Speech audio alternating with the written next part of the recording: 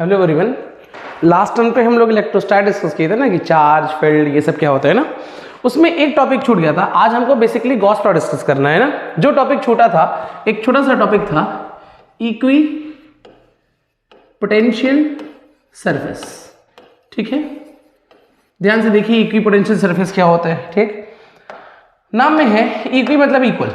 कोई भी ऐसा सरफेस, ठीक है, कोई भी ऐसा सरफेस जिसके हर पॉइंट का पोटेंशियल इक्वल हो, उस सरफेस को हम कहेंगे इक्वी पोटेंशियल सरफेस। ठीक, कोई भी ऐसा सरफेस जिसके हर पॉइंट का पोटेंशियल सेम होता है, उस सरफेस को हम इक्वी पोटेंशियल सरफेस कहते हैं। पहला पॉइंट। ठीक, अच्छा अब समझिए, है ना, पोटेंशियल इज सेम,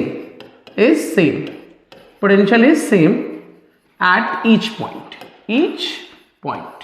जितने भी पॉइंट है उन सारे पॉइंट पे पोटेंशियल क्या है, सेम। दूसरा, ठीक है, अगर इसके प्रॉपर्टीज पढ़ रहे हैं, कोई भी ऐसा सरफेस जिसके हर पॉइंट का पोटेंशियल सेम होता है उसको इक्वी पोटेंशियल सरफेस कहते हैं। ठीक है, इसमें पहली प्रॉपर्टीज है कि हर पॉइंट का पोटेंशियल क्या होगा, सेम होगा। दूसरी प्रॉपर्टी, पॉइंट चार्ज के लिए इक्वी पोटेंशियल सरफेस स्फेरिकल होता है, लीनियर चार्ज के लिए इक्वी पोटेंशियल सरफेस सिलेंड्रिकल होता है। ठीक है, और प्लेन सरफेस के लिए, ठीक, प्लेन सरफेस के लिए इक्वी पोटेंशियल सरफेस प्लेन होता है। ये बात आप याद रखिए, है ना। ये हमारे दूसरी हो गई। तीसरी प्रॉपर्टीज, ठीक है, तीसरी प्रॉपर्टीज, ठीक, इक्वी पोटेंशियल सरफेस पे पोटेंशियल कांस्टेंट है तो पोटेंशियल डिफरेंस जीरो होगा। इक्वी पोटेंशियल सरफेस के किसी भी पॉइंट का पोटेंशियल ले लीजिए, वो कांस्टेंट है तो नेट पोटेंशियल डिफरेंस हमारा जीरो होगा। अगर पोटेंशियल डिफरेंस हमारा जीरो है तो वर्क डन भी हमारा जीरो। ये जीरो ना, तो यहां से पता चला कि वर्क डन हमारा जीरो। ठीक, मतलब इक्वी पोटेंशियल सरफेस पे किसी भी चार्ज को अगर हम मूव कराएं तो मूव कराने के लिए जो हमारा वर्क डन है वो हमारा वर्क डन जीरो होगा। ठीक है, इसकी चौथी प्रॉपर्टीज, ठीक है, चौथी प्रॉपर्टी ये है कि वर्क अगर जीरो है तो work is equal to force into displacement, है ना। फोर्स की जगह क्यू इंटू ई डिस्प्लेसमेंट, है ना। ठीक, और वर्क ये जीरो तब होगा जब ये दोनों आपस में कैसे हो, परपेंडिकुलर। तो इलेक्ट्रिक फील्ड लाइन जो होती हैं वो गिवन सरफेस के इक्वी पोटेंशियल सरफेस के हमेशा परपेंडिकुलर। ये हमारी प्रॉपर्टीज है इक्वी पोटेंशियल सरफेस की। ये पूरी कहानी हो गई। फिर से मैं कह रहा हूं, कोई भी ऐसा सरफेस जिसके हर पॉइंट का पोटेंशियल सेम हो उसको इक्वी पोटेंशियल सरफेस कहेंगे। दूसरा प्रॉपर्टी, पॉइंट चार्ज का स्फेरिकल होगा, लीनियर चार्ज का सिलेंड्रिकल होगा, प्लेन सरफेस का प्लेन होगा। हर पॉइंट का पोटेंशियल सेम होगा तो पोटेंशियल डिफरेंस जीरो होगा। अगर पोटेंशियल डिफरेंस जीरो होगा तो वर्क डन हमारा जीरो होगा, और वर्क डन जीरो है तो इलेक्ट्रिक फील्ड लाइन किसी भी गिवन सरफेस की हमेशा कैसी होगी, परपेंडिकुलर। और जैसे जैसे हम चार्ज से दूर जाएंगे इनके बीच का गैप जो होगा कॉन्टिन्यूसली क्या होगा, बढ़ेगा, क्योंकि चार्ज से दूर जाने, देखिए इलेक्ट्रिक फील्ड लाइन हमेशा परपेंडिकुलर होंगी, है ना, ये परपेंडिकुलर होंगी ना, और चार्ज से दूर जाने पे इनके बीच का गैप बढ़ेगा क्योंकि इलेक्ट्रिक फील्ड कम होती है। ये हमारी प्रॉपर्टीज हो गई इक्वी पोटेंशियल सरफेस की। लास्ट टाइम पे मैंने ये टॉपिक छोड़ दिया था। चलिए आज हम स्टार्ट करते हैं गॉस लॉ। गॉस लॉ से पहले हमें पढ़ना है एरिया वेक्टर। ठीक है, एरिया वेक्टर। ठीक, एरिया का जो डायरेक्शन होता है, ठीक है, कोई भी ऐसा यूनिट वेक्टर जो एरिया का डायरेक्शन बताता है उसको एरिया वेक्टर कहते हैं। जो एरिया वेक्टर का डायरेक्शन है गिवन सरफेस के परपेंडिकुलर, कोई भी ऐसा वेक्टर जो किसी गिवन एरिया का डायरेक्शन बताएगा उसको आप एरिया वेक्टर कहेंगे। एरिया वेक्टर का जो डायरेक्शन होता है वो गिवन सरफेस के परपेंडिकुलर। ये बात आप याद रखिएगा, एरिया वेक्टर हो गया। ठीक है, उसके बाद आपको पढ़ना है इलेक्ट्रिक फ्लक्स। इलेक्ट्रिक फ्लक्स, ठीक है, इलेक्ट्रिक फ्लक्स क्या होता है, ध्यान से देखिए। Number of electric field line by given surface, किसी भी सरफेस से जितनी number of electric field line पास होती है that is called electric flux ना। The number of electric field line by any given surface that is called electric flux. ये electric flux की डेफिनेशन है, या तो मैथमेटिकल डेफिनेशन कहते हैं the scalar product of electric field and area. ठीक है, the scalar product of electric field and area that is called electric flux. ठीक है, ये हमारा मैथमेटिकल डेफिनेशन हो गया। आप इसको अगर ओपन करेंगे तो ई डॉट ए को लिखेंगे ई ए कॉस थीटा।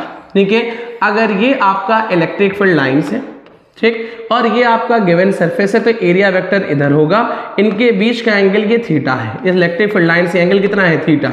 तो फिर से बोल रहा हूं, इलेक्ट्रिक फ्लक्स, देखिए एरिया वेक्टर क्या, कोई भी ऐसा यूनिट वेक्टर जो गिवन सरफेस के परपेंडिकुलर हो उसको हम एरिया वेक्टर कहेंगे। इलेक्ट्रिक फ्लक्स क्या, किसी भी गिवन सरफेस से जितनी number of electric field line पास होंगी, that is called electric flux. Mathematical definition इसकी होती है कि इलेक्ट्रिक फील्ड और एरिया का जो डॉट प्रोडक्ट है उसको कहते हैं इलेक्ट्रिक फ्लक्स।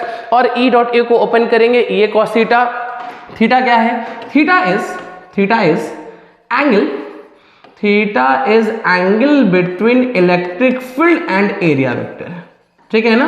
थीटा हमारा इलेक्ट्रिक फील्ड और एरिया वेक्टर के बीच का एंगल है, और ये हमारी स्केलर क्वांटिटी है। इलेक्ट्रिक फ्लक्स कैसी क्वांटिटी है, स्केलर। अच्छा, phi is equal to E, E electric field है ना, तो इसका यूनिट क्या होगा, फोर्स पर चार्ज, तो न्यूटन पर कूलम इनटू मीटर स्क्वायर। इसको कहते हैं वेबर, है ना। जो इलेक्ट्रिक फ्लक्स की यूनिट होती है वो हमारी क्या होती है, वेबर। छोटा मोटा क्वेश्चन कर लेते हैं, जैसे कह रहा है कि इलेक्ट्रिक फील्ड जो दिया है 2i cap plus 3j cap plus 4k cap, है ना, और फ्लक्स की वैल्यू जो दी है, सॉरी फ्लक्स नहीं, एरिया जो दिया है i cap 2j cap 3k cap, ठीक है। अब अगर इसका फ्लक्स हम पूछे तो डायरेक्टली आप लिखेंगे ई डॉट ए, है ना, तो डॉट ले लीजिए, 2 into 1 2, 3 into 2 6, 3 into 4 12, that is कितना 16 टू 18 टू 20। इसका जो फ्लक्स है वो 20 आएगा, ठीक। अच्छा, एक और क्वेश्चन करते हैं, ठीक है। आप में से जो चाहे तो इसको ना, आप चाहें तो स्क्रीनशॉट ले सकते हैं, चाहें तो, अगर आपको नोट्स नहीं है, आपको रिवाइज करना हो तो, ठीक। चलिए, अच्छा अब और सुनिए, कह रहा है कि अगर मान लीजिए आपके पास ये कुछ ऐसे एरिया दिया, ऐसे कोई स्क्वायर है जिसका साइड एल है, इलेक्ट्रिक फील्ड लाइन ऐसे जा रही है, electric field line E naught है ना, इलेक्ट्रिक फील्ड लाइन या electric field intensity E naught है, तो जो फ्लक्स होगा phi is equal to electric field E naught area L square, और एंगल देखिए ये गिवन सरफेस के परपेंडिकुलर एरिया वेक्टर होगा ना, तो ये परपेंडिकुलर एरिया वेक्टर एंगल बनाएगा 90, तो cos 90 की वैल्यू 0, तो फ्लक्स की वैल्यू भी कितनी हो जाएगी, 0। तो ये पूरी कहानी हमारी होगी किसकी, इलेक्ट्रिक फ्लक्स की ना। इलेक्ट्रिक फ्लक्स के बाद आ जाते हैं गॉस लॉ, गॉस लॉ, ठीक है।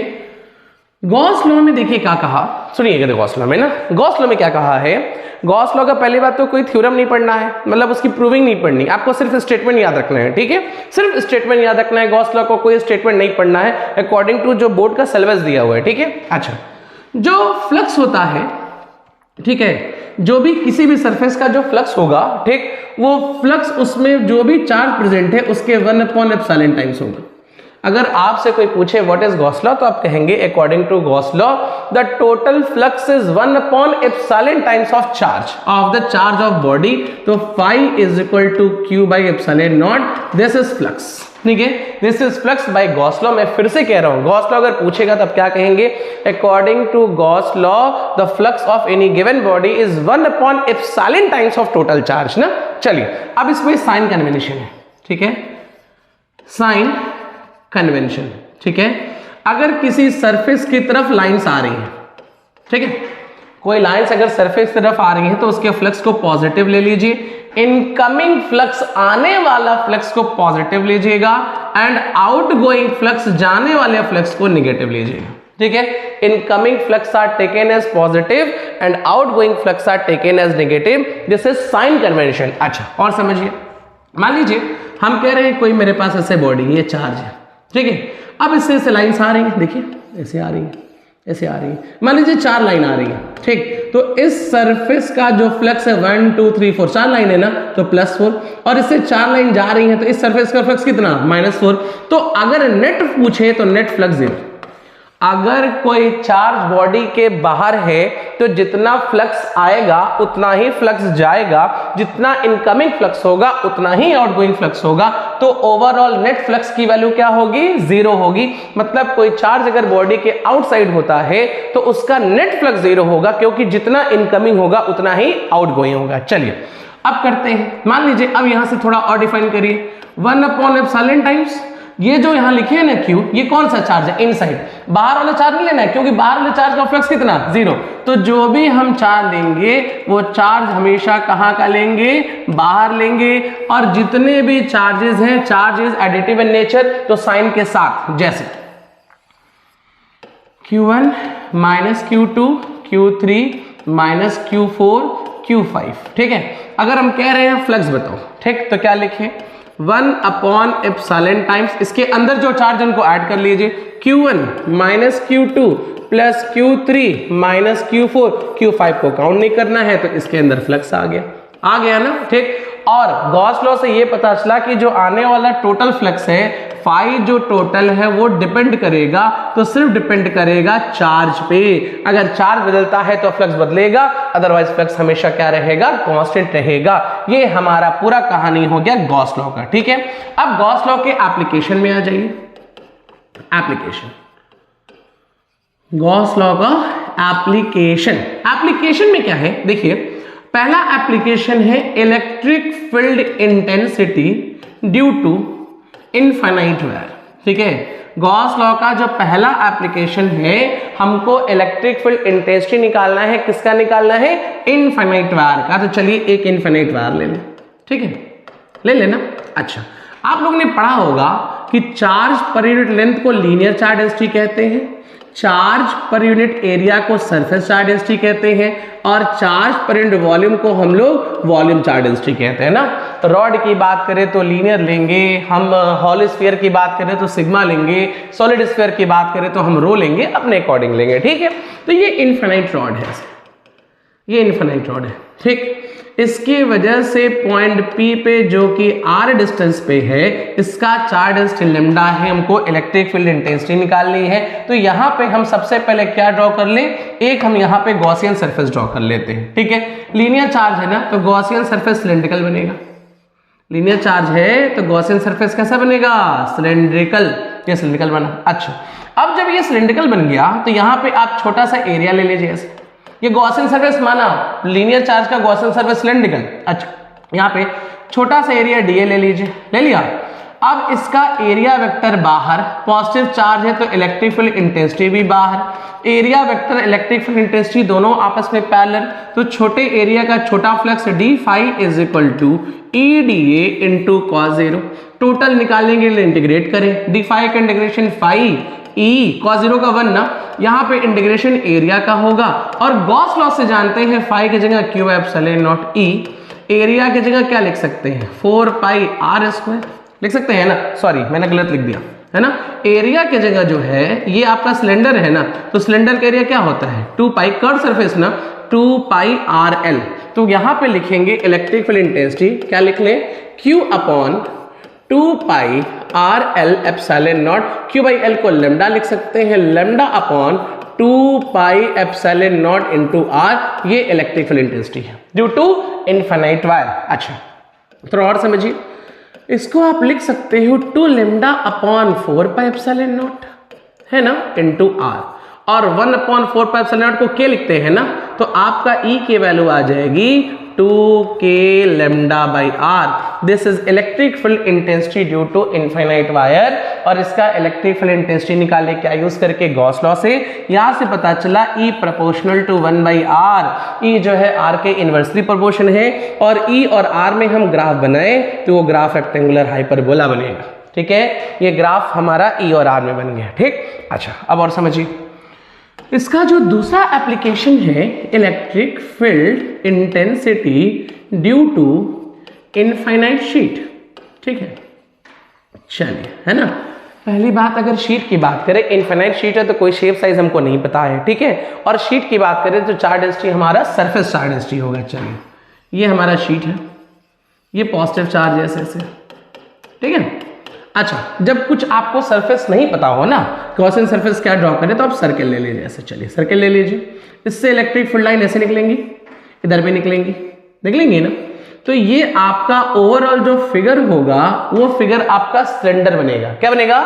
सिलेंडर। इसका एरिया वेक्टर इधर बाहर, इसका भी एरिया वेक्टर इधर बाहर, और इसका एरिया वेक्टर ऊपर, क्योंकि जो एरिया वेक्टर होता है गिवन सरफेस के कैसा होता है? परपेंडिकुलर। अच्छा, पॉजिटिव चार्ज है तो इलेक्ट्रिक फील्ड लाइन बाहर होगा, इसका भी इलेक्ट्रिक फील्ड लाइन बाहर होगा। ठीक है, अब थोड़ा ध्यान से देखिए ना कि अगर देखा जाए तो जो फ्लक्स है उसमें से दो प्लेन सरफेस है, एक हमारा कर्व सरफेस है। इनफाइनाइट शीट में अगर हम इसका गॉसियन सरफेस ड्रॉ किए तो सिलिंड्रिकल आ गया, उसमें दो प्लेन सरफेस है, एक कर्व सरफेस है, कर्व सरफेस से एंगल बनना है 90, तो इसका फ्लक्स 0। ठीक है, अब प्लेन सरफेस से तो एंगल कितना बन रहा है, देखिए पैरेलल है तो 0, तो phi is equal to E A cos 0 मतलब 1। तो अगर हम पूछे टोटल फ्लक्स क्या होगा, तो टोटल फ्लक्स बेटा 0 plus this that is 2EA होगा ना, और फाई की जगह Q by epsilon not 2EA। तो E की वैल्यू यहां से लिख सकते हैं Q upon 2A epsilon naught, और Q बाई A को लिख सकते हैं sigma upon 2 epsilon naught. This is electric field intensity due to infinite sheet. ये हो गया, जहां पे सिग्मा हमारा क्या है, सरफेस चार्ज डेंसिटी है। ये डिस्टेंस पे डिपेंड नहीं कर रहा है, ये सिर्फ डिपेंड कर रहा है चार्ज डेंसिटी पे। ठीक है, चलिए और करते हैं।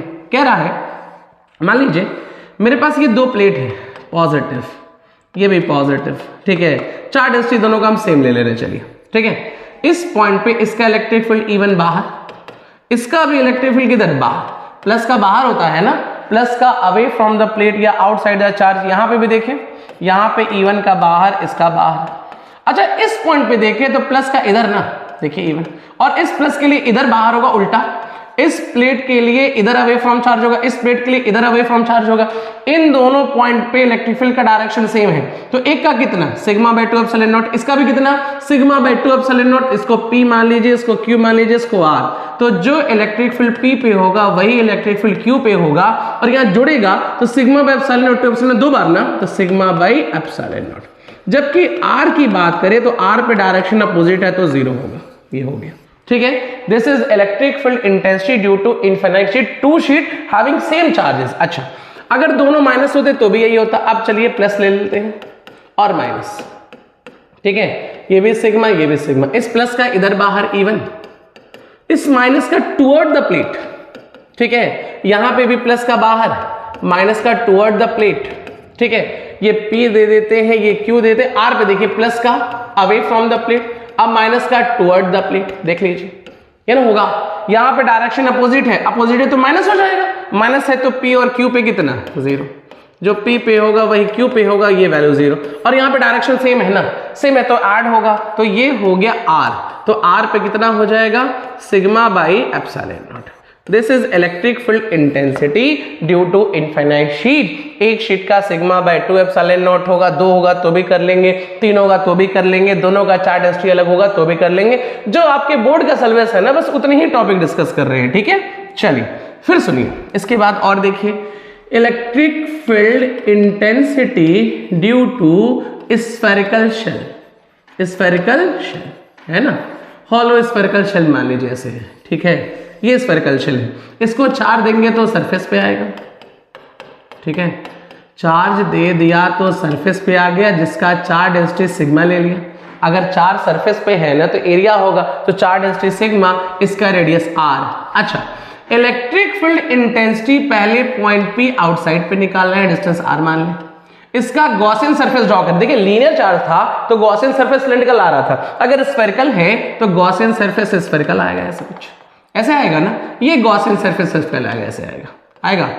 अच्छा, अब इसका फ्लक्स निकालने के लिए छोटा सा एरिया, पहले गॉसियन सरफेस ड्रॉ कर लीजिए है ना, उसमें से छोटा सा एरिया dA ले लीजिए। अच्छा, इसका एरिया वेक्टर बाहर, इसका इलेक्ट्रिक फील्ड इंटेंसिटी बाहर, क्योंकि पॉजिटिव है तो अगेन ये दोनों आपस में कैसे हो गया पैरेलल। जब पैरेलल है तो एंगल 0। अच्छा, एरिया छोटा तो फ्लक्स भी छोटा, d फाई। अभी हम आउटसाइड निकाल रहे हैं, आउटसाइड। ठीक है, तो d phi is equal to EdA into cos 0, cos 0 की वैल्यू 1, इंटीग्रेट करिए, d phi is equal to integration of EdA, d phi का इंटीग्रेशन फाई तो Q एप्सिलॉन नॉट, है ना होगा।